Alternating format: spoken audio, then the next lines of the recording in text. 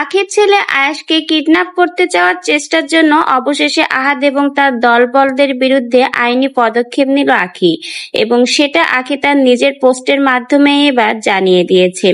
কালকে আখির ছেলে আয়েশকে আহাদ তার দলবল নিয়ে আসে কিডন্যাপ করতে, কিন্তু তাদের চেষ্টা ব্যর্থ হয়। পরিশেষে আখি তাদের সকলের বিরুদ্ধে আইনি পদক্ষেপ নেয় তার আইনজীবীর সাহায্যে, এবং সেই ভিডিও পোস্ট করেছে আখি।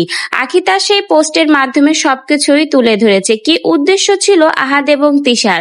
আহাদ তিশা তাদের দলবল সহকারে চলে এসেছিল আয়েশকে কিডন্যাপ করার জন্য। আখি তার পোস্টের মাধ্যমে সবকিছুই ক্লিয়ার করেছে।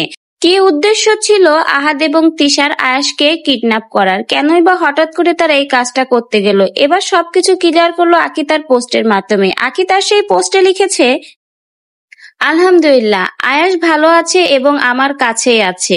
আমার সন্তানের বাবা যদি আয়েশকে দেখতে চান তাহলে আমার অনুমতি নিয়ে স্বাভাবিক ও সম্মানের সাথে বাসায় আসতে পারেন।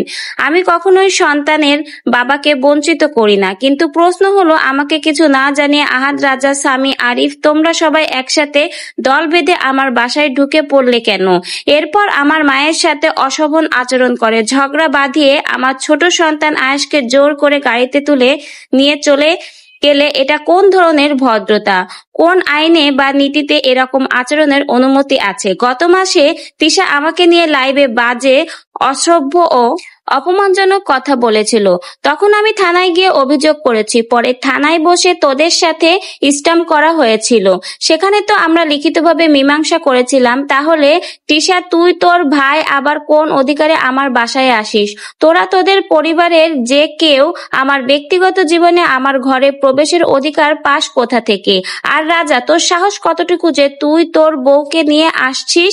আর 2 সতীন, তোদের নামে আগেও থানায় অভিযোগ করেছিলাম। তোদের লজ্জা হয়নি? আবার আমার বাসায় আসছিস?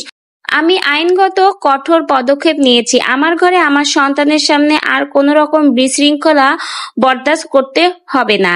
এখন বুঝবি সবাই আমাকে নিয়ে এতদিন তোদের খুব চুলকানি ছিল। এর পরবর্তীতে আখি তার ছেলে এবং আইনজীবীর সাথে সুন্দর কিছু মুহূর্তের ছবি শেয়ার করে, এবং আখি তার এই পোস্টের মাধ্যমে এবার বুঝিয়ে দিয়েছে যে আখি তাদের বিরুদ্ধে আইনি পদক্ষেপ নিয়েছে। এবার তোরা ঠেলা সামলিয়ে দেখ। সবসময় একটা মেয়ে এবং তার সন্তানকে নিয়ে খোঁচাতে থাকিস, এবার বুঝবি ঠেলা কত ধানে কত চাল। আখি তার এই পোস্টের মাধ্যমে এবার ক্লিয়ার করে দিল ঠেলা বোঝা, তোদের বিরুদ্ধে আইনি পদক্ষেপ নিয়েছি।